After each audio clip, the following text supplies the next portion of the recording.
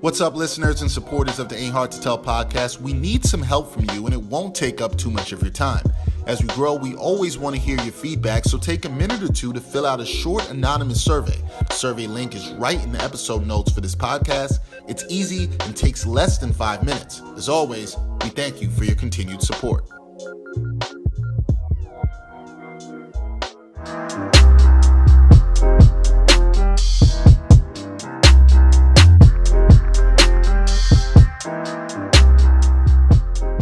Episode 65 of the Ain't Hard to Tell podcast. Dexter, Henry, Brian, Fonseca. We have a guest who's back for the second time on the podcast. My man, Moke Hamilton, writer for The Athletic, NBA writer, I should say, for The Athletic. Moke, what's up, man? I'm doing good, man. It's about time y'all called me back, man. Well, I think it's been exactly almost a year since you've been back. I think it's probably been more than that, to be perfectly honest. We're going to have to. Brian's going to do the research. My birthday just passed. You know what I'm saying? I feel like the last time you came was a couple days after your birthday. Nah, I think it was a December. I remember it being cold. It might have been December. Well, you said Brian about to check, so. Brian let you know. Wow. Published on February 10th, 2018. I told you. It's exactly a year ago. Are you serious? I told you, it's exactly a year ago. You know how I remember the time you came up? That's crazy. I had just got this black. Hold on. Did y'all plan that? No, it was not planned. But what I remember, and I was thinking about it today. I almost don't. Hold on, you got to show me because I almost don't believe that. Look. February 10th, 2018. Okay, but now. But we recorded on the 9th. That's what I was going to say. I know so because we recorded on a Thursday. Don't ruin the moment, guys. And I published it the next day. That's how I know. Interesting. I definitely remember recording. You know, I remember I was wearing the Black Panther shirt that I just bought because Black Panther was coming out. And it was Black History Month, so I knew it was February. That's why I knew you were up there. Yeah, I thought you were what kind of symbol. Damn. That's crazy, man. I definitely thought it was December. I just remember it being cold. February's cold too. I remember it took me. I remember it took me mad long to drive to the studio. Driving through Brooklyn is the worst thing ever, man. I'll tell you that. But now we're not in Brooklyn, so this is Hey, no disparaging Brooklyn here. Moving up in the world now, right? I could disparage. Hot 97 ain't that far away from over here, man. Next thing you know, y'all gonna be over there. Who knows? All right. Right now, we I don't know about Hot 97.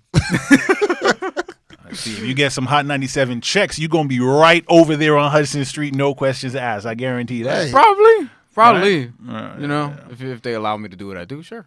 But I'm all for it. But on the real, man, I'm happy to be back with y'all. Yeah, man, almost a year. See, it's no complaint. It's exactly a year to the day, guys. Don't mess with the, you know what I'm saying, the revelation. That is crazy. It makes sense, though. So this is the first year. Is this the first year now that the NBA has gone with the trade deadline before the All-Star game? No, they did it last year, too. They did it last year, too. But it was even earlier because we were talking about a lot of trades last year, too. Yeah. But the problem was the thing was last year, because it's a little early when we had you on, we were talking about trades that could happen. Right? It hadn't happened. I yet. remember that. And so for people listening, this is going to be about the trades that did happen. Yeah, and buyouts about that and buyouts because that's going to be a huge thing this year. So there's a lot to get into, Moke, on this. First of all, how are you? You doing well? Everything is good, man. I can't complain. Man. You know, good. I'm highly blessed. As you know, we were talking about it offline a second ago. I'm planning my wedding. Yes, congratulations. Thank you very much on the engagement. Thank you very much. We're trying to get Brian into that world pretty soon. Relax. Hey, man, ain't no rush, brother. No, ain't no rush. I will take my sweet ass time. As you should. I'm never the person to rush anybody. Well, right. Got to do it when you're ready. Let me tell you something that kind of threw me for a little bit of a loop. My younger brother, I'm actually about 3 years older than him, and he got married before me. Oh, no. You know what I mean? And to me, I'm just like, damn, like when I look at him, I still see a 9-year-old kid. I'm just like, yo, this dude getting married? Wait, how old was he when he got married? He just got married in 2000. That's last year, 17. Right? Yeah, okay, 17. So they just, they're about a year and a half in now. So he would have been 29. Okay. That's right on. Okay. That makes sense. That's right on the line where you would expect that to be like a rational decision. But when it's your as opposed to when you're like, I'm telling you. So I don't know if either of y'all have younger siblings. I do not. No, I'm the youngest. So you're the youngest. I'm the youngest too. Got you. Okay. So I can tell you from experience. So I'm the middle. So I have an older brother and a younger brother, right? But that younger sibling, no matter how old they get, when you look at them, you always gonna see a 10-year-old kid. You know what I mean? Like no matter what, because no matter how old you get, you're still as far ahead of them in terms of your age. You get what I'm saying? I kind of get that with friends that I have that are like a few years younger. Exactly. Like when you look at them, you always see them as that little kid. So he's always fighting for respect. I mean, I think that's a fair thing to say. Well, that's how it is in my house with me and my brother. Fair thing to say. And I mean, if you got a young cousin that you close to, like, just fighting. you know, it might be something similar. Where they like, oh, I'm going to college next year, Uncle Dex, and you just like, what? What happened to you? But you're still wearing diapers, man. What you talking about? Right. That bass in your voice. I think there's something to that because parents do the same thing. Parents do the same thing. They never, no matter how. I say this all the time. As long as you're an adult in your parents' house, they're still always going to look at you like that little kid. That's for sure. No matter what. That's why when you can, you're grown, and you can afford to, get out. Yeah. That's it. But the key is if you can afford to. I know that. That is the key. Again, like marriage, don't do it before you're ready. Yes. Very, very true. So in other words, just take your time, young man. And take your time. Yeah. Ain't no rush. Ain't no rush. Yeah. All right. I don't want to take too much time, though. Tomorrow's not promised. That got dark real quick. Let's get into the NBA. Let's get into the NBA. Tomorrow isn't promised, and you don't know a lot of things are going on, like the NBA trade deadline, right? Didn't know a lot of things are going on. Moke, a lot happened on this trade deadline with the NBA.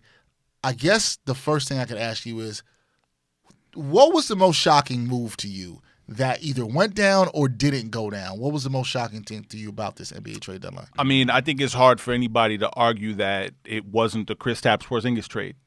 I don't think anybody saw that coming. Right. And the thing about it was, you know, being someone that's in the media room at Madison Square Garden a lot, there were a few people that were cautioning Knicks fans and saying like, yo, this dude ain't signed yet.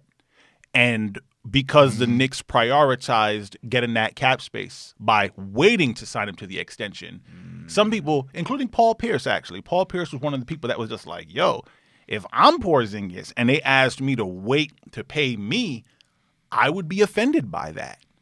And in a way, you can kind of see it from that perspective, but at the same time, I think the reason why it was so shocking was because Porzingis has been very outspoken about wanting to win and wanting to be a part of a winning organization. And it seemed like the Knicks were actually, I mean, granted, they have the worst record in the league as we speak, and they're going to end the season with the worst record. That was a part of their plan from what I understand, even though different people say different things, whatever.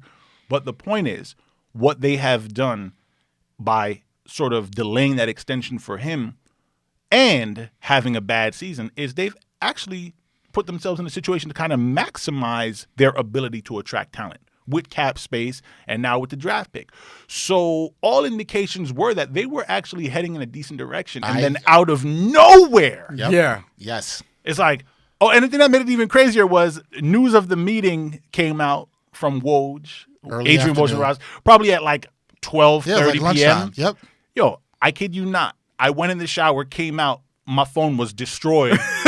My older brother called me, was just like, yo, they traded Porzingis? And I was just like, wait, they traded him? Or they said that they might? No. And then I look back on my Twitter and I see that they agree in principle to a trade. And I'm just like, yo, that seemed to happen way too quickly. Yeah. Exactly. I had a similar experience because when I went into the shower also, they were just I hadn't even seen the tweet about like the meetings yet where they said like, oh, you know, the Nets and the Clippers and all these teams inquired about him, and then by the time I got out, it was on the jump, full screen, boom, he got traded. That was when I texted you LMFAO with Matt O's, which is not nice to text to me, but it is what it is. It's you know what it's like? It's like that Ron Burgundy meme where he's like sitting there with the drink. It's like, whoa, that escalated quickly. That's exactly what it was. 1 minute it's all good, next minute, oh yeah, Porzingis is in Dallas now. Like what? So here's a couple things that you said as that being the most shocking thing that happened. I'm with you that I thought the Knicks were headed in this right direction, and everything they had sold to the fan base, to everybody, was like, hey, we're tearing it down. And I hear your point about not giving KP the money, trying to maximize it so we can attract other pieces. I thought all that made sense. I think it made sense too. I think most people thought it made sense. But then when you do this, because of what we just said, it didn't make sense to me. And that's what annoyed me. Right. Where I'm like, what? Now, not just the shock of it, just also it doesn't make sense with what you were doing. Now it seems like they're in a situation where they're going all in for these free agents, whether it's KD, whether it's Kyrie, whoever, the A-listers. I guess my question is, do you think that's realistic, Moke? Yes, I do. I think it's realistic. But before we even kind of go down that rabbit hole, what I'll say about Porzingis is this. I think in hindsight, it became obvious that he wasn't really that down for the squad. Right. And for the franchise. Right. And like when your franchise player is hurt, you at least want to see him around. You know what I'm saying? You want to see him fraternizing with his teammates. You know what I mean? You just want him to feel like he's a part of the organization.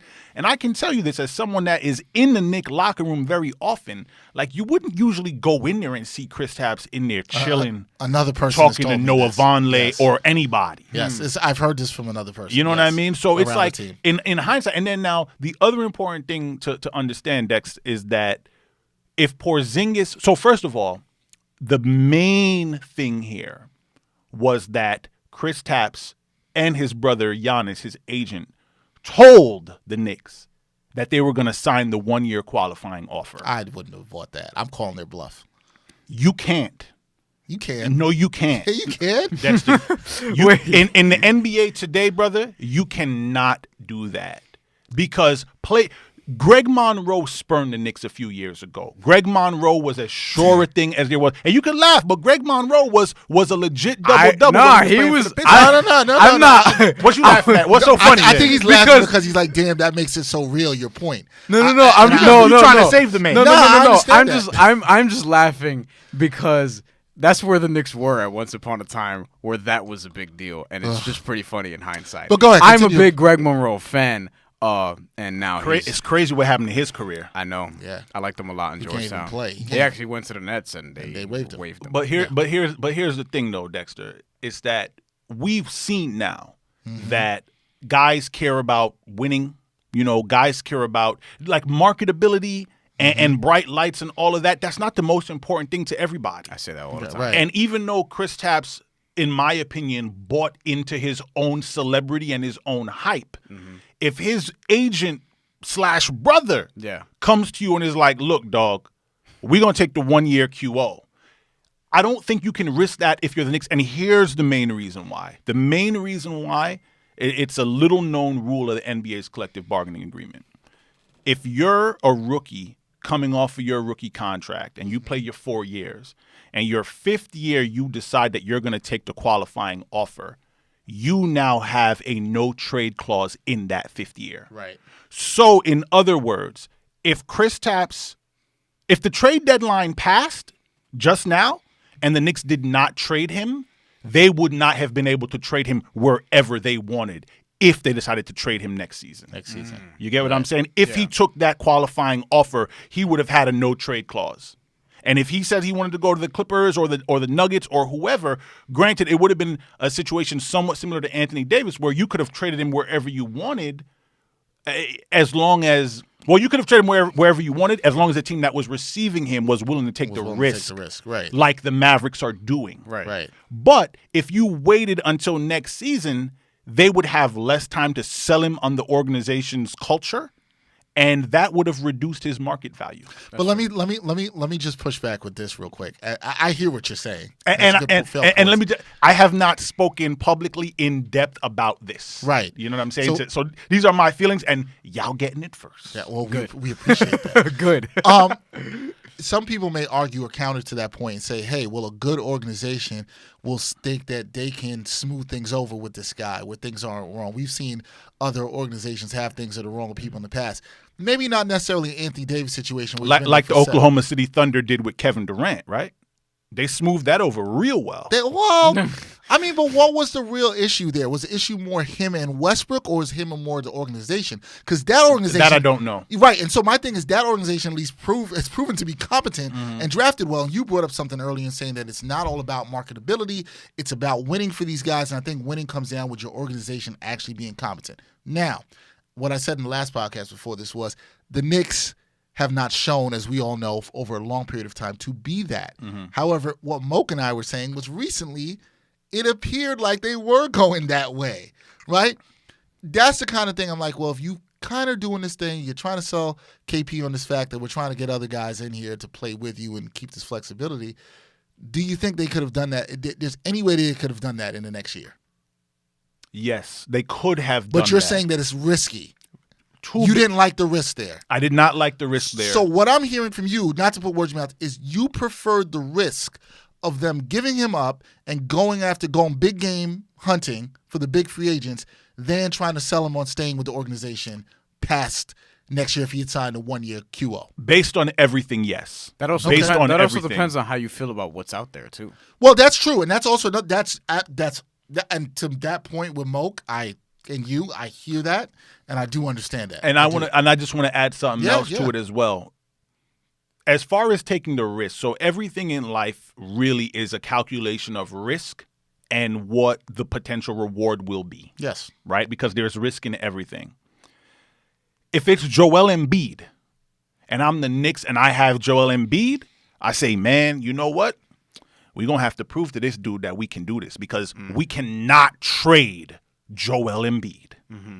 You know what I mean? If it's, I was going to say Donovan Mitchell, but I don't even know if I want to go Donovan Mitchell. But if it's, Karl Anthony Towns, you know what I mean? If it's someone that you believe has the ability, the capability of being a transgenerational player. But see, I believe that about KP. And that's exactly where I was about to go. Right. That's exactly where I was about to go. Yeah. And that's why I feel the way I didn't. That's where I was. Me personally, you'd say. I think that Kristaps Porzingis is a very good basketball player.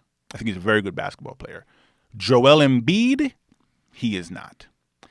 I don't think at the end of the day that Kristaps has the ability to be the best player, maybe not even the second best player on a championship. Ooh, really?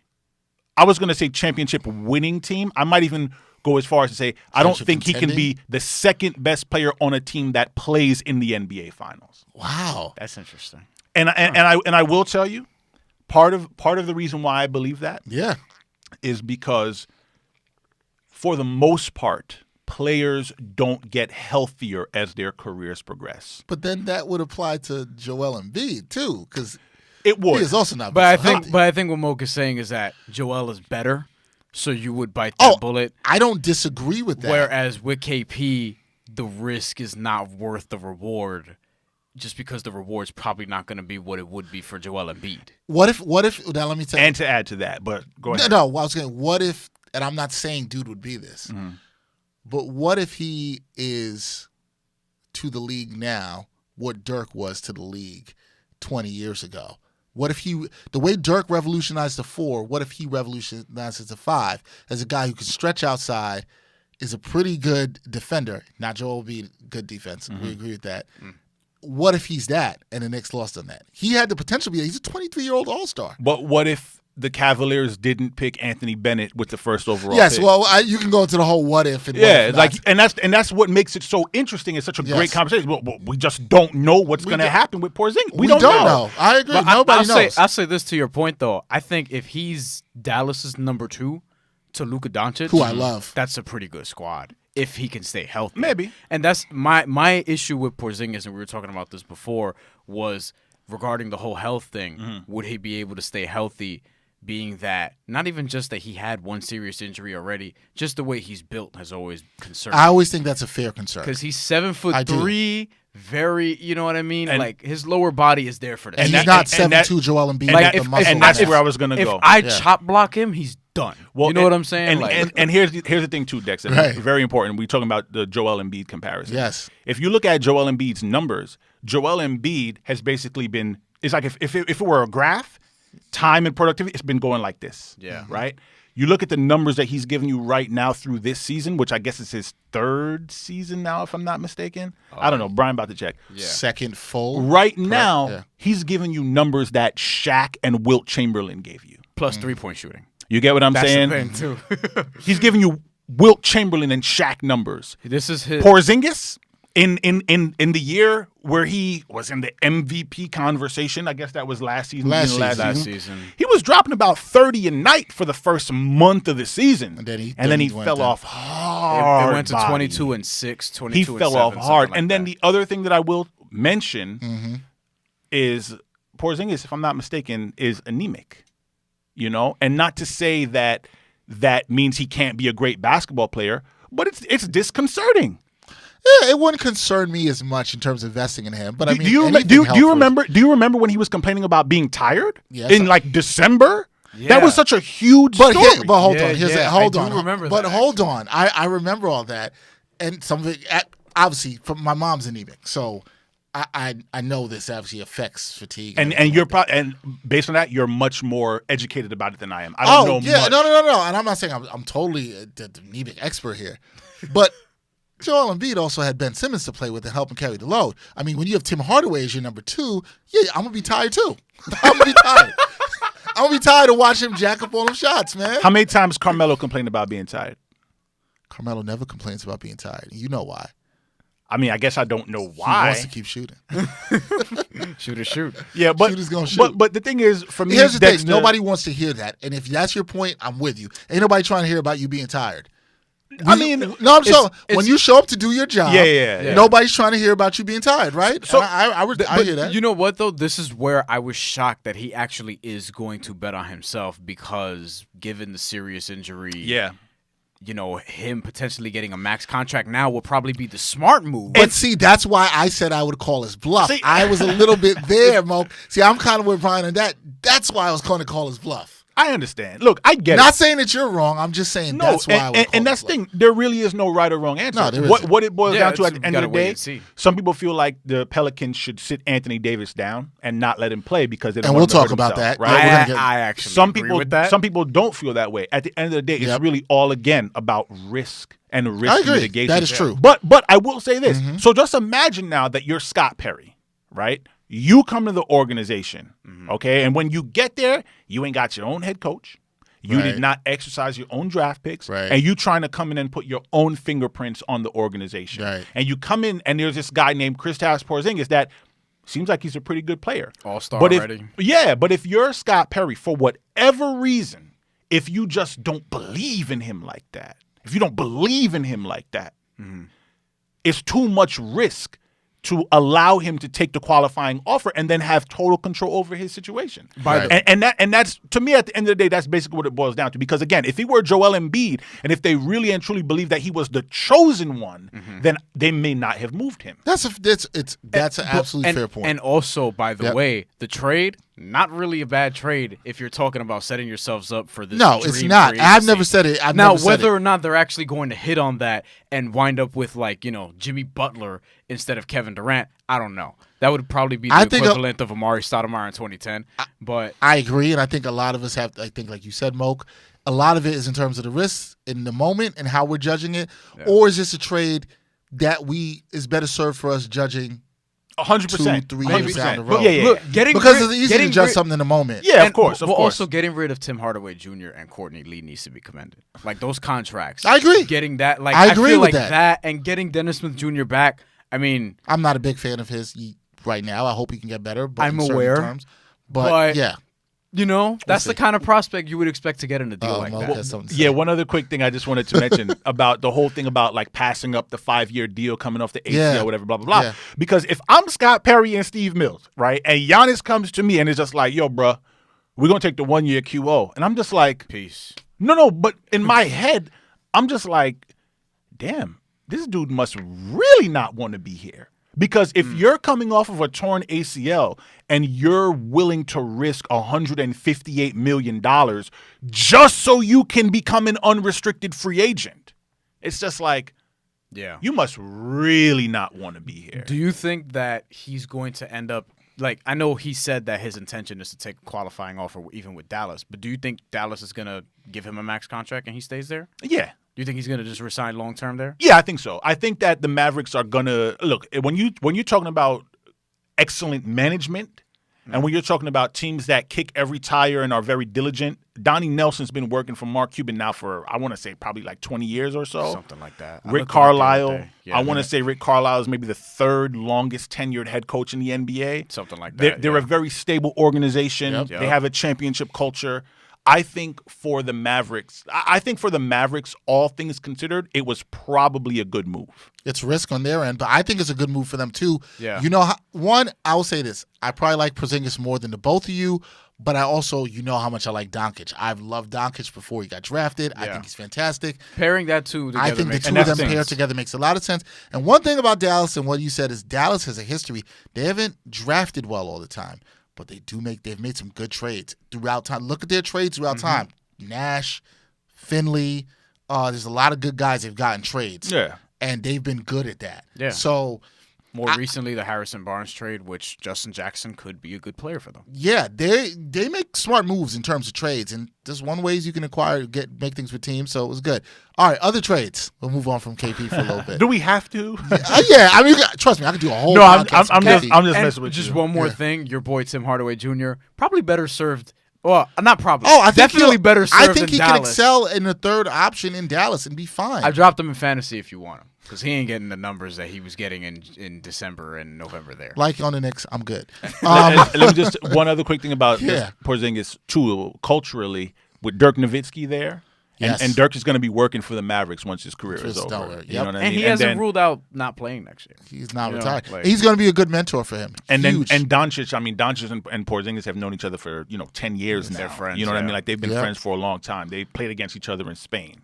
You know what I mean? Yeah. So they go back. So for that reason, if I'm Porzingis, I don't know what more you could possibly want than what you got here. Right. Mm-hmm. Well, I do wish him the best. Now, if he can stay healthy, then it'll work out. We'll see. That's the concern. Time will tell. Yeah. All right, let's since we brought it up already, Anthony Davis. Obviously, after the Porzingis deal, he announces he doesn't want to be in New Orleans. It's been crazy. Lakers offered this. That announcement came before the Porzingis deal. Did it come before? Yeah, it came about. You're right. It was the Monday before the Porzingis deal. Sorry, that's how crazy it's been. I got everything confused. But we in New York, so we care about the Porzingis deal more. Well, the Porzingis deal just messed up my whole world. So that's a whole other thing. You're right. It did come that Monday before, and there was all this thing. It did. Yeah, they have 10, 11 days from the time it was announced, 12 days or whatever, to get a deal done. Everybody thought he was going to the Lakers. Were you shocked he did not go to the Lakers? Not at all. Not at all. And not shocked. Was this the right move? A, for the Lakers that they didn't get him.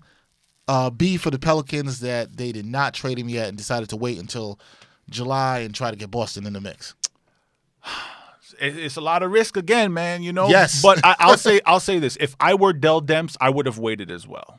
I think Dell Demps made the right decision, and the main reason why is because when I look at everything that the Lakers were offering me, truth be told, there's a better deal to be made with the Boston Celtics. Yes, absolutely. If I can get Jason Tatum as well as a couple of other pieces from the Celtics and a couple of draft picks, then I would prefer that.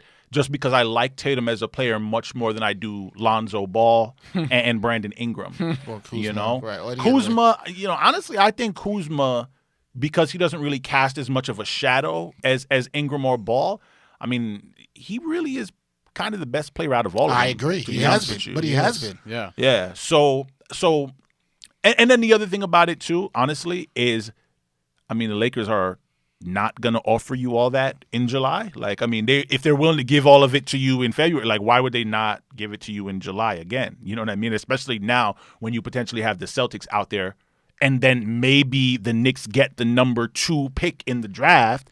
And okay, you're not going to get Zion, but hey, you might be able to get R.J. Barrett. You might be able to get Cam Reddish, and the Pelicans might be looking at him just like, yo, this dude might be able to take us into the future. You know what I mean? So why not wait if you're the Pelicans? Exactly. There is a risk, right? If Anthony Davis goes out there, knock on wood, and something happens to him, maybe it'll hurt his trade value a bit. But I can tell you for a fact that Danny Ainge, every single move, I promise you, every move that Danny Ainge has made since he traded Paul Pierce and Kevin Garnett has been waiting for the opportunity to get Anthony Davis. See, that's what we said this when we had Josue up here, and I was like, look, Anthony Davis has been the apple of his eye for a long time. We know this, and you have all the assets that Boston does. People talking about maybe Celtics shouldn't trade for him. What? No. The Celtics have to go for him. Now, I don't think the Lakers should, because what I saw, it was way too much that New Orleans wanted from them, but I think it's because they're going to wait and eventually do that deal with Boston. Well, let me tell you how I feel about. I agree. Let me tell you how I feel about the Celtics. So the thing is, a lot of people have this, what is it? Utopian view of what team sports and specifically the NBA is like. And people wish that they could get 10 talented players and put them on the same team. And they wish that Jaylen Brown and Terry Rozier would be like, oh, yeah, we balled out last season, but Kyrie and Gordon Hayward back. So, yeah, boy, we going back to the bench, no problem. And we going to kill everybody when we come off the bench. It don't really work like that in the NBA, to be perfectly honest with you. Right. What the Warriors have is something so special in that they literally have superstars that are selfless. Yeah. In that they're not concerned with their numbers and their production. Yeah. For now. The Celtics ain't got that.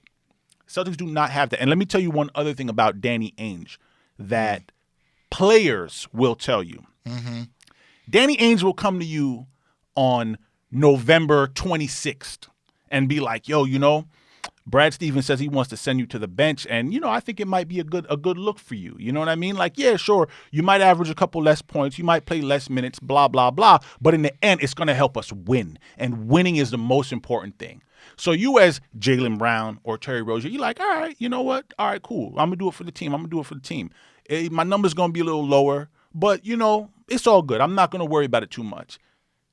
But then it's time for your contract now for you to get paid. You got to have the numbers. Danny Ainge is going to be the same one to pull out his stat sheet and be like, bro, I can't pay you $100 million. You only averaged 9.8 points last season. Like, yo, you know what doesn't get you paid? I was doing it for the team. Exactly. Right. Exactly. But people always want players to bow to ownership. Right. And it's a good point. And it's a double standard, and it's not fair.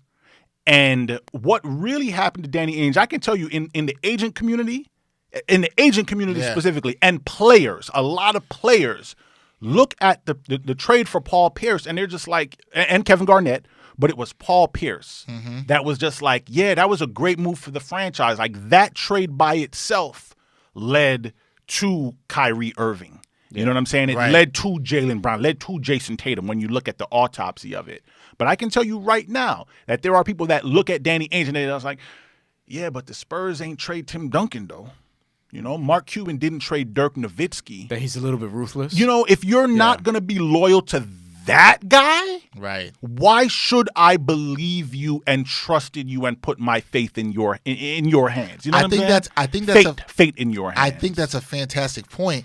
Let's take that a step further, right? Mm-hmm. If you're saying we got some pause for cause on Danny Ainge, what's to say he doesn't call the Pelicans on July 1st and they're like, hey, man, can we get – Dell Demps like, yo, so I want Tatum in the deal. And Danny Ainge is like, what? I never say nothing about Tatum. He might have been in his ear whispering him last week, yo, I'll give you Tatum in July. And he's like, Tatum ain't in the deal. Now what you gonna do if you're New Orleans? Would it shock anybody here if Danny Ainge did that? Not me. It wouldn't shock me. Wouldn't shock me either. And let me tell you, man. So I don't know if we spend it too much, but the Knicks and the Celtics, to me, are the two most interesting situations in the entire NBA right now. I don't disagree with that. If I'm Danny Ainge, I'll be perfectly honest with you. I may have been tempted to try to trade Kyrie Irving before the deadline just passed. And the reason now why we're talking. And he's always here for this drama. And by the way, he tweaked his knee after the trade deadline again. You know, quiet as kept. One day, somebody is going to talk about the fact that neither Anthony Davis nor Kyrie Irving can stay healthy. Yeah, but nobody talks about it. One day, somebody is going to talk about these things. And I wonder why it hasn't I wonder why it hasn't been a bigger conversation. You know what I'm saying? But the point is, that was my point on a recent podcast where I said that I would take Kemba Walker's next 4 years over Kyrie Irving's, and a big part of that was health. D'Angelo Russell too, by the way. Now the thing is, I understand if you're the Celtics why you don't trade him, just because he's that good that the Celtics could actually win the championship this year. Yeah. And if you win the championship and he leaves, hey, we got a title. Yeah. Right. You know what I'm saying? So I understand it from that standpoint. But if I'm Danny Ainge, if I see what the team looked like last year with Terry Rozier as a starting point guard, and I look at it this year where they just can't seem to kind of get it together, and I listen to the comments that players are making and Kyrie making about his teammates in public, and I don't know if you heard what Marcus Morris said. Oh, yeah. I sent you the video today. That is not good. Yeah. That's not good. Yeah. So as talented as they are, and again, so going back to the whole thing about taking 10 guys and putting them together, the problem with the Celtics is they have too much talent. That's really what the issue is. And what makes it even worse is this coming season, they might have as many as 4 first-round draft picks. But shouldn't the great Brad Stevens, who everyone laws as the best coach ever, figure it out? I mean, it's easy to say that, but apparently he's the best coach ever, according to a lot of people that want to put Brad give him Stevens respect is a genius. And things like that. He's the best coach or second best coach in the NBA. People have actually said this. People in respected NBA circles Why don't you just have figure said it out? This. I think it's been a little bit crazy. I think Boston could get bumped in the second round. They could though. I think Boston could but any of the top 4 round. teams in the East could especially get when you look at round. what the other 3 teams who are chasing them did at the trade deadline. I don't think anybody. I'm not sleeping on any of those moves. I agree. Milwaukee got Mirotic. I was gonna mess up that first name. Yep. Philly got Tobias Harris. Philly got Tobias. Toronto got Marcus to me, Gasol. that was more shocking than Porzingis. A new daily fantasy app for prop bets is here, and it's called Thrive Fantasy. Forget the old school way of DFS. Thrive Fantasy has streamlined the drafting process and eliminated the need to do unnecessary hours of research by using only top-tier athletes. That means no more salary cap. You just build your lineup around a list of prop bets. Here's how it works. For each contest, you choose 10 of the 20 prop bets, plus 2 ice picks that protect you from any late scratches or postponed games.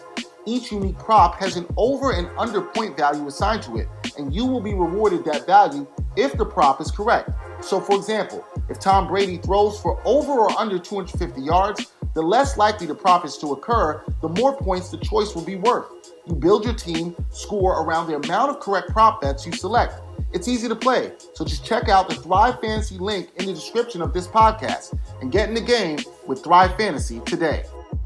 I want to come back a second to Boston, but in the vein of what Brian just brought up, you got the teams in the Eastern Conference at the top, the 4 at the top, and the other 3 beside Boston made moves where they got better. Let's start first with Milwaukee. Trading for Mirotic. They basically gave up nothing for him. Was it 4 second-rounders? They basically traded for him. I got it right here. What did you think of that move and what they were able to do? It was Jason Smith, who we actually referenced before the podcast started. Yes. Stanley Johnson and 4 future second-round picks? 4 future second-round picks. That's what they gave up to get Mirotic, who I love and can really stretch the floor. Yeah, if he stays healthy, they're going to be a Bud's problem. been doing there. That's another guy they got to stretch the floor. I thought it was a fantastic trade. What do you think about that? Yeah. It's hard to argue. It's hard to argue with it. And I mean, I want to say they got Johnson in a deal for Thon Maker. Yes, so that's correct. Right. They essentially flipped Thon Maker, and now they have Nikola Mirotic in their lineup, and that's going to help them tremendously, just because they needed a bit more shooting. And as far as Mirotic is concerned, he is at least a credible defensive presence. You know what I mean? He's at least credible.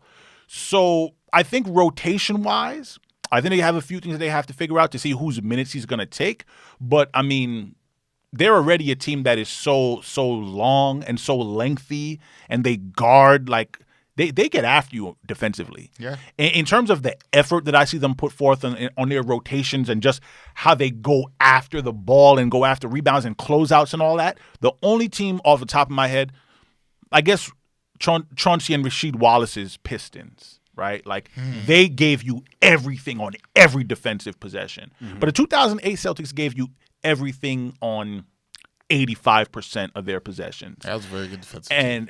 And I think that the Bucks are definitely there in that conversation. And now adding Mirotic, giving them someone to space the floor, someone that can hit more threes. Yeah. And very quietly, they've made a three-point shot such a big part of their offense this season now. You know what I mean? So adding another strong shooter out there is definitely going to help them. Yeah. I might like Toronto more, though. I was going to say, I guess the larger part of this conversation, though, going sort of back to Boston. Where does it put them? Where does it sort of put these teams now? I mean, we have to wait.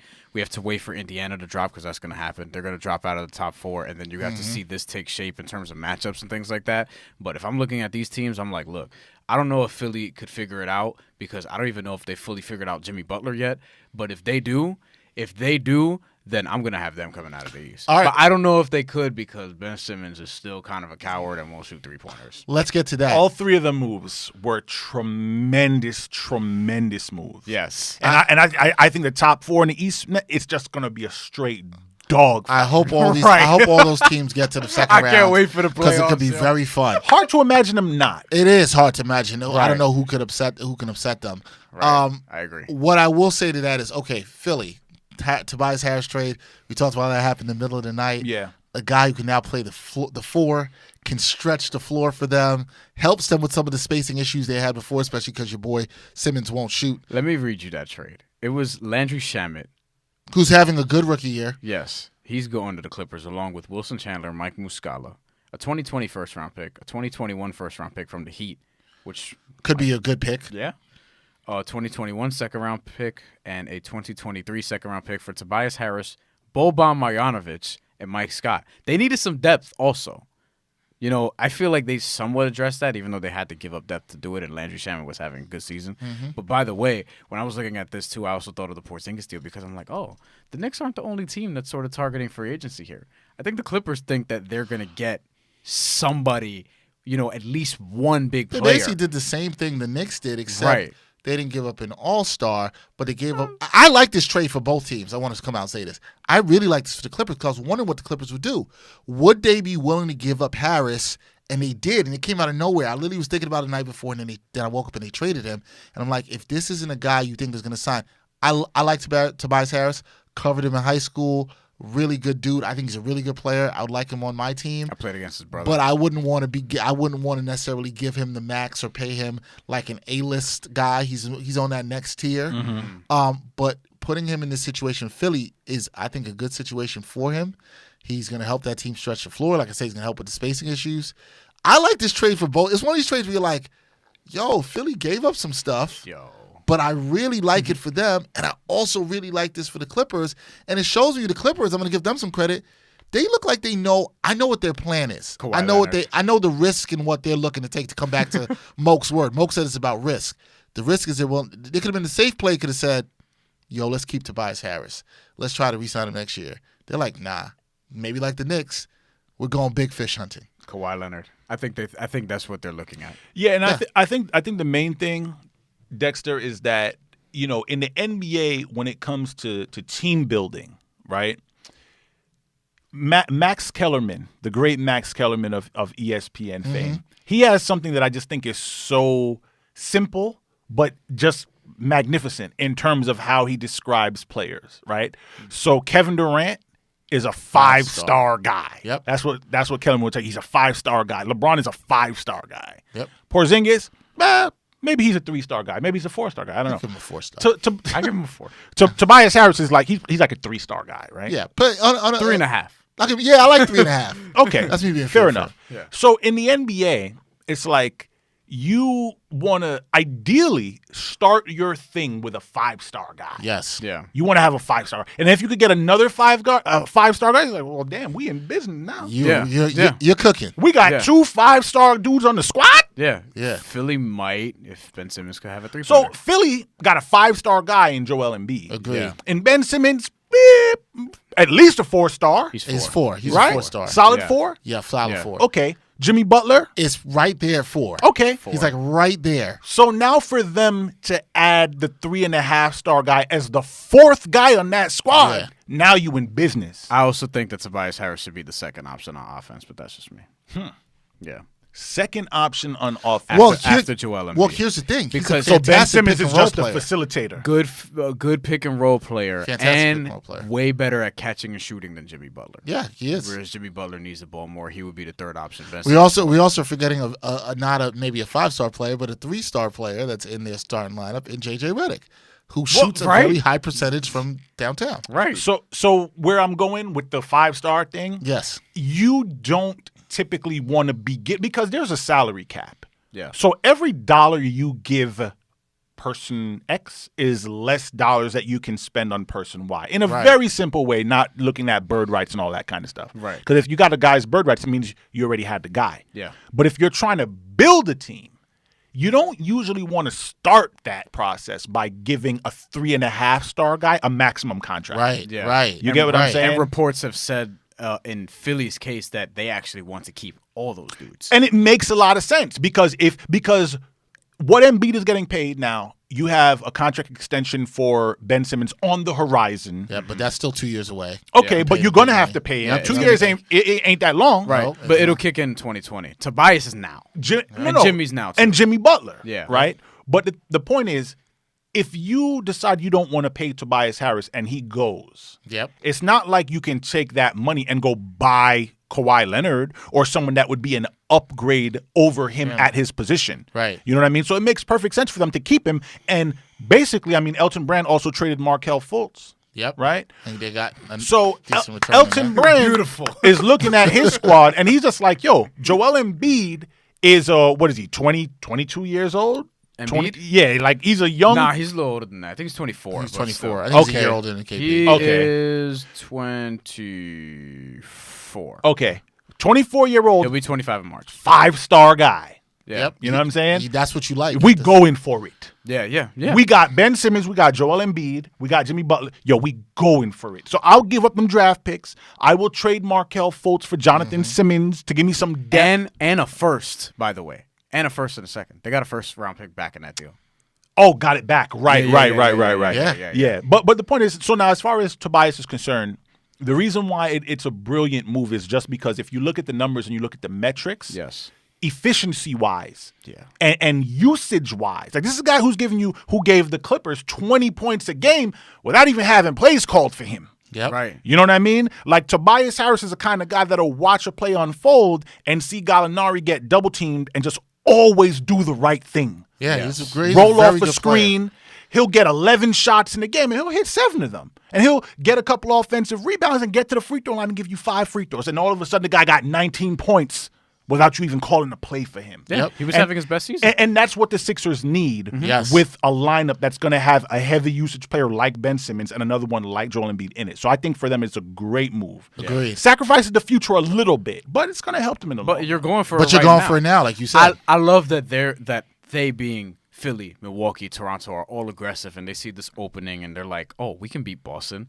They're falling apart, and even if they weren't, they think that they're better than them anyway. I really like what Toronto did in getting Marc Gasol also. Let's talk about that one. Let's talk about that one next, too. That shocked me because I think a lot of people had Gasol going to Charlotte, who I thought they needed him.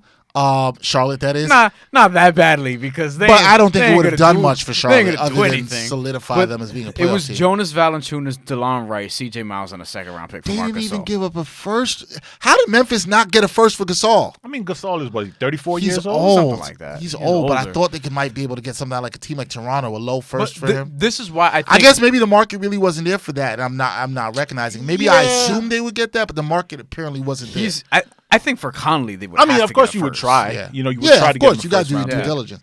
Did you Mike like Conley, that? Did you like that trade for Toronto? I love it. It's another stroke of brilliance. How? Where does he play? Because you had Valanciunas coming off the bench. Now you're worrying about Siakam's minutes and Ibaka, who was starting. So what happens there? Do you think Gasol eventually starts? Do you think he'll still be fine coming off the bench? How does that work? I would assume that he would be okay with coming off the bench. I would like to believe that these were conversations that the Raptors had with his reps before they made the trade. I hope so. You know what I mean? Because you don't want him to come into a situation where he's a malcontent, you know? But the reason why I love it for them is just because I want to say, you know, Chris Bosh was probably the last Raptor that could really create offense for you on the block. You know what I mean? Yeah. And as great as Serge Ibaka is and as great as Pascal Siakam is, first of all, I love Siakam. Me too. A lot of people like do. his you know, what he can do as a man his size truly goes overlooked and underrated. You know, he's a big part of their success. But the point is, what I like about the Gasol trade is it's just going to allow Toronto to be more versatile. That's really what it boils down to for me. And in the playoffs, when you look at the struggles of DeMar DeRozan and Kyle Lowry, again, you go back and you look at the numbers, these are guys that were so reliant on transition and mid-range shooting opportunities. Half-court wise, if you could slow them down and get them in front of you, you could beat them. Yeah. And that's why the Raptors have been so disappointing in the playoffs. Now, obviously, you trade DeMar DeRozan for Kawhi Leonard, who's a fantastic half-court player, though I do kind of worry sometime about like his decision making when he's on the ball, but that's a different conversation. I think with Kawhi Leonard and Marc Gasol playing in half-court situations, I think you really got something special there. And if Gasol is going to be playing against other second units and other second unit big men, I think he'll be able to dominate them. When you look at the fact that the Lakers did not get Anthony Davis and how that all plays out, is this a disappointing trade deadline for them, or are they actually still in a pretty good place? I mean, it has to be disappointing. It has to be because the entire design of him making the trade, I mean, that just is asinine in hindsight now. You know what I mean? What, him making the trade request? Publicly, yeah. Yeah. Because now he didn't get traded, so he has to get booed by his home fans for the next 3 months. How awkward is that, though, man? It's very awkward. Now, do you think the Pelicans, I think I heard Brian say this at the beginning of the podcast or mention this, he's in the camp of the Pelicans should shit him out. We know the NBA doesn't want that because that's not a good look, and I understand all that. Well, you know what? Have him get injured and then just, sit him out the rest of the season. Okay. That's what I would do. What do you think about that? You think the Pelicans should do something like that? Injured was because what if he does get hurt and that hurts their trade value, ability to trade him? Because you know who's going to hop on that opportunity? Your boy Boston. Everybody. But Danny Ainge, ruthless Danny Ainge is going to be like, oh, got a little foot issue? Yeah. Okay. And then New Orleans will just be like, we'll just trade him to the Lakers. Like, you know what I mean? Yeah. So it's funny that you say that because DeMarcus Cousins, right? Like, there's no finer example of sunk market. What's the name sunk of the cost? company? Nah, I was gonna say market value. What was the name of the company? He always was it WorldCom? Was WorldCom. the company whose stock went down to like 30 cents a share or something like that? It crashed horribly. Like, DeMarcus Cousins was the NBA equivalent of WorldCom. Yeah, he only got $5 million this year. Yeah. But that was such a perfect storm of situation. Like, I feel like if Anthony Davis gets hurt, people still going to be willing to roll the dice on him. I mean, granted, maybe you won't get 8 first-round picks back or LeBron James' son, which apparently the Pelicans probably wanted in that trade. Like, maybe you're not going to get LeBron James Jr. from the Lakers, but look, like, they're going to be like, okay, well, he wrecked. I don't even want to put that stuff into the universe, but I'm just going to say he's so good that I think people are going to be willing to take the risk even on if him he anyway. Achilles. Yeah, and there's also with DeMarcus Cousins, I mean, people were just scared of him. Exactly. Because, like, character-wise. Exactly. Whereas Anthony Davis, the worst thing he's ever done was really just demand his trade and then have it blow up. Which isn't the worst thing in the world. No, right. Because I'm just with Moke, it doesn't look good when it doesn't happen. Right, also because, like, I mean, he still lives in New Orleans. Right. Yeah. Like, he can't go out in these streets. He can't go to Bojangles and get chicken nuggets without them being like, yo, AD, why you trying to leave, bro? Yeah. You know what I mean? But, and then there are some people who might understand, like, the organization, quote unquote, didn't do right by him, so to speak. But, I mean, I don't know how I feel about that because a lot of people are saying that, but I'm like, I mean, they got him Drew Holiday. It's not like they didn't get him, like, bad players. Like, with Golden State, I'm not so sure Kevin Durant's going to leave. I remember I was telling you this before. I was like, look, I could see that. And we know he had a run-in with Draymond Green. I don't think that that's necessarily over. Maybe they just put it to the side to win a championship. But what if Golden State's like, look, we'll trade Draymond Green and we'll keep Kevin Durant? They win the championship this year, Kevin Durant is out. You think so? I think so. And the funny thing is, I wrote it. I was writing for Basketball Insiders at the time after the 2018 NBA. Yeah, you on The Athletic now. Last time he was on the podcast, he wasn't on The Athletic. That's right. Now he on The Athletic. Get that athletic dollars. I got the black card in my back pocket. You taking us out to dinner Drinks after this? on me after this, bro. Hey. Dexter getting mad greedy. Dinner? Can I buy you a drink first, brother? Man? Nah, bro. We going straight to dinner.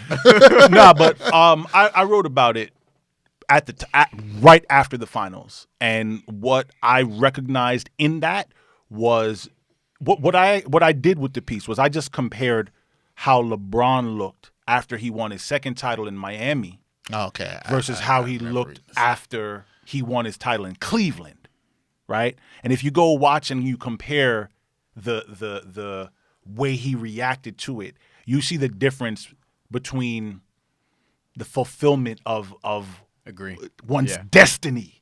Like, I was put on this earth to win this championship for the Cavaliers.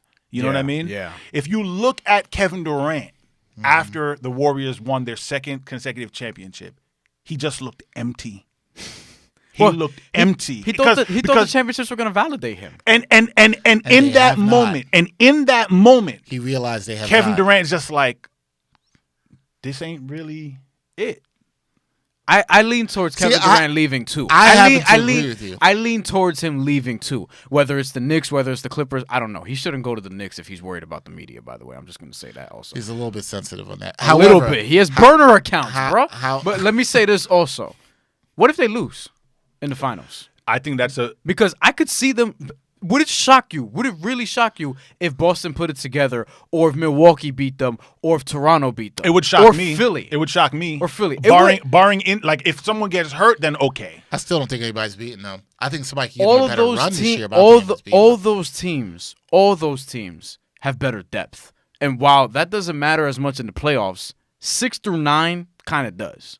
You want to know the only team I think has a shot at them? Philly. One team and one team alone. Nobody else is going to be able to and even push them. This to team is in the games. Western Conference. It's Denver, Western Conference. Is it Denver? Nope. Oklahoma City. Oklahoma City. I knew you were going there. Yeah.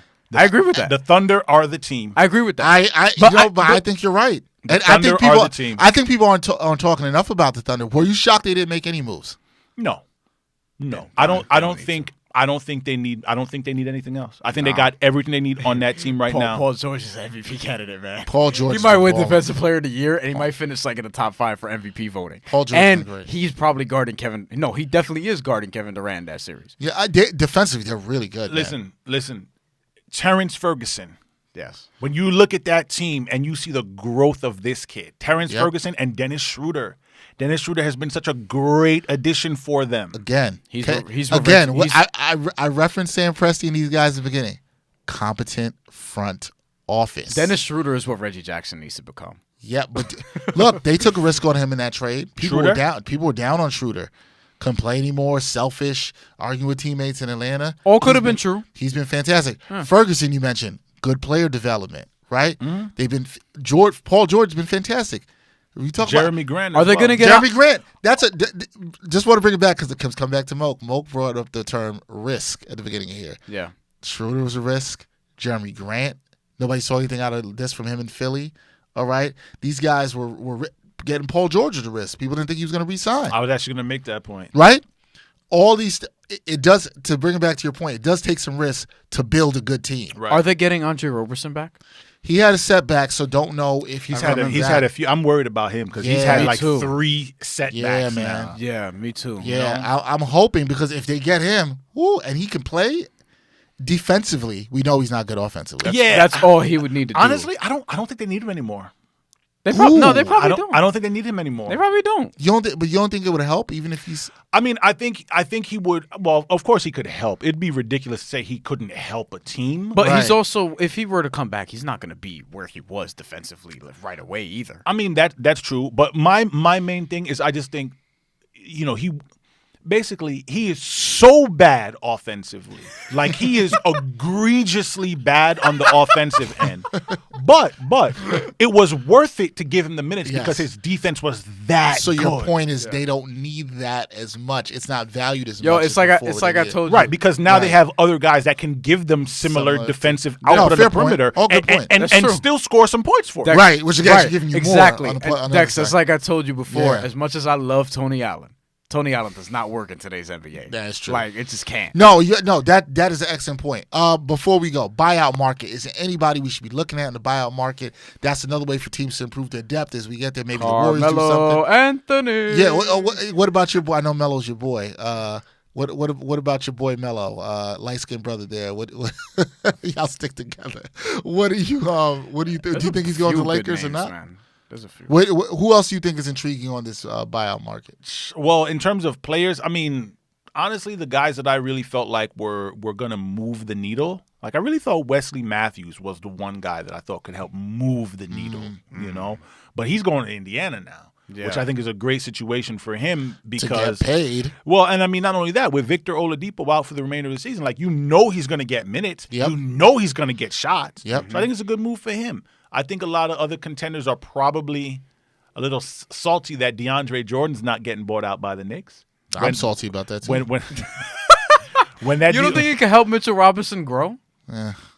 well, the thing for the Knicks, why they love DeAndre Jordan is because they think he's gonna help them recruit Kevin Durant. Because these two guys are like best friends. Royal Ivy also. Oh, it's a lot of connections, man. I didn't even think. It's funny. I hadn't thought about that with DeAndre Jordan. I would say this. Speaking of that, did you see the little picture that the Knicks put out to renew their thing to season ticket holders? I saw that. Yeah. And it's a picture of Mitchell Robinson with. I saw that. Look, first of all, that's tampering. That's embarrassing. Thank you. That's embarrassing. It's embarrassing because if you're supposed to be this. If you're supposed to be the Knicks, if you're supposed to be New York, you probably shouldn't be doing that. You know what I mean? Players should want to come to you. It's embarrassing. On the buyout market, I don't really think that there's guys out there. I mean, maybe I'm forgetting one or two guys. I don't know if there's anyone out there that's really moving the needle for Carmelo. You going to Lakers? I mean, I feel like the Lakers are the only situation that makes sense for him. Charlotte, but is it good for the Lakers? I'm trying to send people to help Kemba Walker. All right, but is that situation good for the Lakers? I don't think so. Yes, it is. Yes, it is. You know why? Because it's better for us. It's better for us from an entertainment standpoint. No, we didn't talk about us. We're talking about the Lakers. I don't care. Carmelo Anthony next to Brandon Ingram and those two fighting over step-back mid-range jump shots is hilarious. And I want to see that. And that's the big issue to me. The big issue to me is like, well, who is Carmelo going to take minutes away from? Right. And then again, Ingram defensively, Carmelo for a long time, he was a guy whose offense was so good that you're like, okay, well, I can live with him, just not giving the effort on the defensive end. But when he's now shooting, 30% on 3-point shots, it's like, is it worth it anymore? No, that's what happened in Houston. I think that Markieff Morris could be helpful, but I don't know what's up with his injury. But he might be the best player available. Yeah, I actually forgot about him. To Markieff Morris might be the best one available. And the Thunder waived Alex Abrines due to personal issues. I did see that. Yeah, but he said he probably gonna take a year off of basketball. I didn't even. I read see that. Yeah, it's not. I don't think for basketball for what? Personal issues. Don't know what's going on, but something personally. So I think it might be something serious. So I thought the Bulls would waive Robin Lopez already, but I saw him playing against the Nets the other day. So I don't. So I'm not even sure what's up with that. All right, One of these dudes is going to the Warriors. Probably. Before we're done. But let me just say, if you take any of those guys that we just mentioned, right, and you put them on any of the top 8 teams in the Eastern Conference, in the East, does it change your opinion of the top 4? Nope. No, but right? But one of them may change my opinion of the Warriors' lack of depth. If they were to go there. Okay, fair enough. I would say that. Fair enough. I don't know. Like, man, like, bro. So you tell me you're going to lay money down on the Warriors not winning the finals? No, I'm not saying that. Okay, but I'm saying I wouldn't be totally shocked if Warriors versus the field. I'm still taking the Warriors. Now ask me again in April because I want to see how Philly plays. I want to see how Philly looks. I want to see how Toronto looks going into the playoffs. Right. And I want to see Kawhi Leonard stop getting sat down for load management. He will. Pause. He will. That is stupid. Why are we calling it load management? Just say rest. I like load management. Pause. If the Sixers, I'm not pausing that. If the Sixers got like Patrick Beverly or somebody, that would be interesting. Well, no, because I like Patrick Beverly. I don't know what team. No, I'm just saying that's a scrappy guy I would like for them that could still knock down shots. I would like that. Maybe is he getting bought out? No, not that I know of. Oh. I'm just saying in theory because my thing with the Warriors, at the end of the day, if you want to have any chance of beating the Warriors, you got to have Pascal Siakam, a bunch of Patrick Beverleys.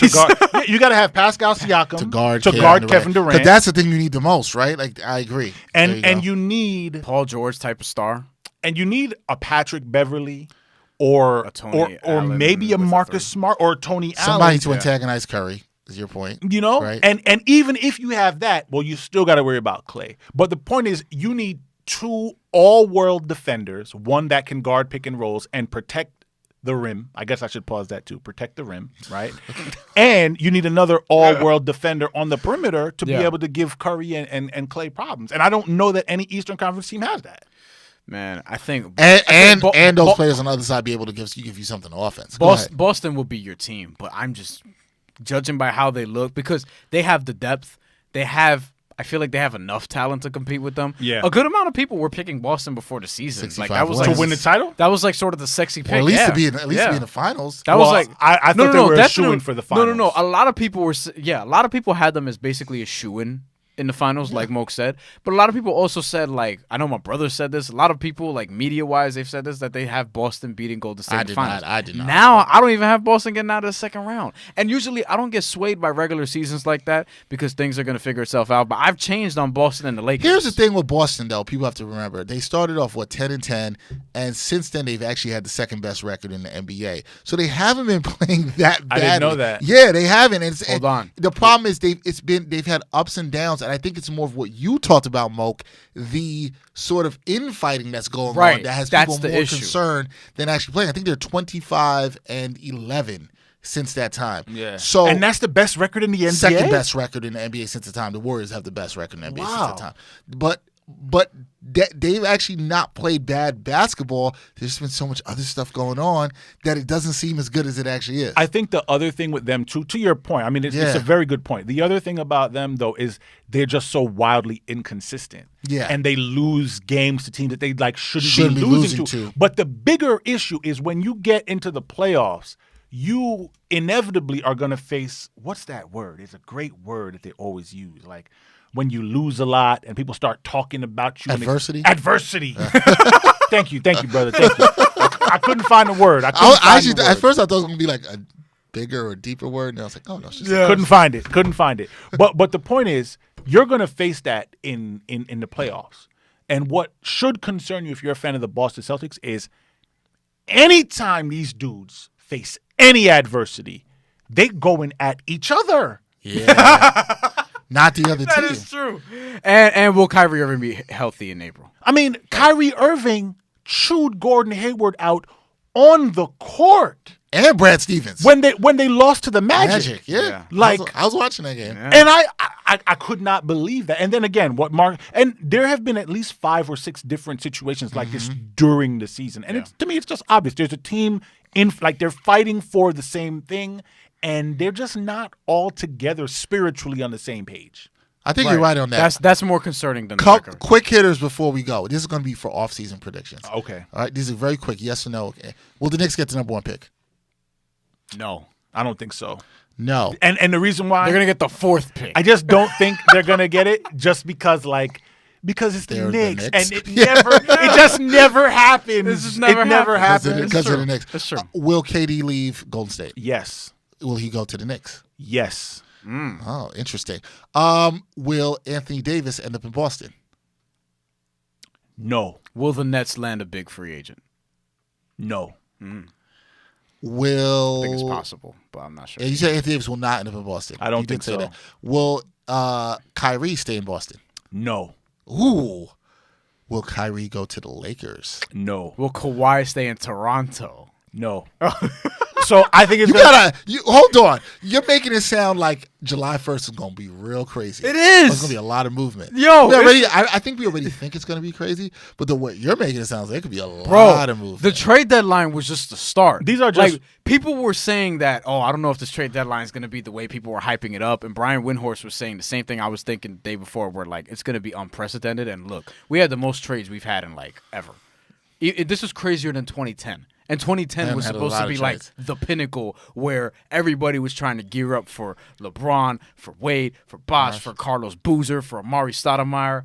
And this year's way crazier. So yes, I just think that I don't think Danny Ainge can trade Jason Tatum to the Pelicans without knowing that Anthony Davis is going to stay. And I think if Anthony Davis and Rich Paul say, look, we're going to go and be good soldiers for the year if that's what you want. We're going to be out after we're that. leaving. Yeah. And even if it's a bluff, the Thunder did that with Paul George. But the Thunder didn't get – and granted, Victor Oladipo is tremendous, but we didn't know how good he was when they traded him. That's true. You know what I mean? And Paul George – Can Danny Ainge really do that? Paul George also never said any of that publicly. There wasn't this intimation around that publicly. Yeah, I don't think it was public, but it was common knowledge. That he wanted to play for the Lakers. Everyone knew that. Yeah. If you could put a percentage on Anthony Davis somehow ending up with the Lakers, what would that be? Oh, man. I mean, I got to go 75%. Let's go. Davis ending up with the Lakers. I think so. Yo, because I thought it was a shoo-in once Rich Paul aligned himself with Anthony Davis. Now seeing these talks sort of break down, I feel like there's some stuff going on behind the scenes that they'll figure out. So you said the Knicks. So I think it's going to be a lot. Maybe it's just wishful thinking because I want to see things shaking up, and I want to see I hope so. I got Kyrie and Anthony Davis going to the Lakers with LeBron. That would be interesting. He kind of brought this up to me a couple weeks ago, and I was like, that would be messy. I'm saying I think Kyrie Irving. Once he said the whole thing about I reached out to him, we talked this and that. How mad would you be if you're a Celtics fan if that happened? I can't see Kyrie Irving doing that. So I think on one hand, Kyrie Irving, he said I don't know anybody anything. He didn't say anything, but I know that. But knowing what I know about Kyrie, him going back to play with LeBron is him giving up on himself and his belief in his ability to be the guy. You know what I mean? Like Kobe left Shaq. Well, Kobe allowed Shaq to be separated. Or you could say Kobe kicked Shaq out. However you want to characterize it. But Kobe believed that he did not need to be a little brother. Kobe thought that he was good enough to be the guy on a championship team. That's exactly what Kyrie Irving believes of himself. Yeah. If Kyrie leaves and goes back to play with LeBron, even if they win a championship, history will remember Kyrie Irving differently for that. I agree with that. I think, again, might be wishful thinking because I want to see a good basketball in New York, make basketball great again. Oh, you think he's the second guy coming with KD? It makes a lot of sense. Makes a lot of sense. Now, if you just follow the bouncing ball, right? Kyrie Irving and Kevin Durant decided they're going to go to the Knicks. When Danny Ainge finds out that Kyrie Irving is not going to re-sign, is he still going to trade Jason Tatum to the Pelicans to get Anthony Davis? Or is he going to say, okay, we're going to lose Kyrie. Let's just re-sign Terry Rozier, and let's just let the same squad we had when Kyrie and Hayward were out, let's just let them rock out and grow and see what they can become. They also have 4 first-round picks that they could package in other deals. That too. So now Anthony Davis, again, the Lakers thing, I think it makes a lot of sense to not happen. So that happens. What's left now in the scenarios that you threw out to me now really is Jimmy Butler.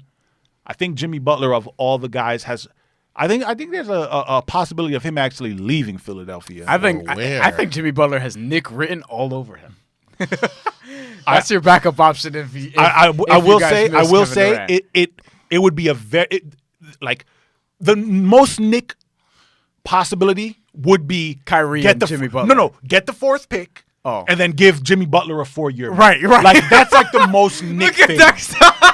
That's like the most Nick thing possible. If it happened, all Nick fans will just be like, well, of course. Yeah, and that would mean no Zion, no RJ, no John Morant.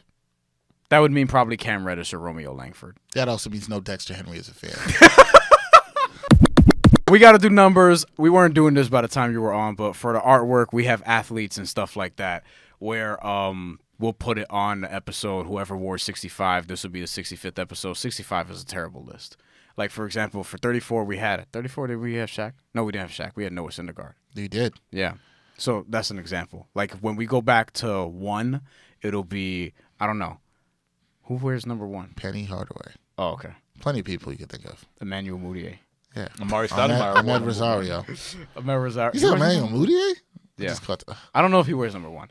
All right, so 65 is not a good list, but we have Damian Woody, who is my pick. And that's where we're going to start. And looking at the list, that's where we're going to end.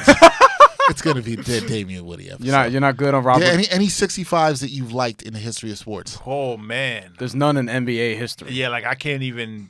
There's none in NBA. Robert Gesellman. I put Alakazam in there. For those of you who don't know, Alakazam is a Pokemon. It was the number 65.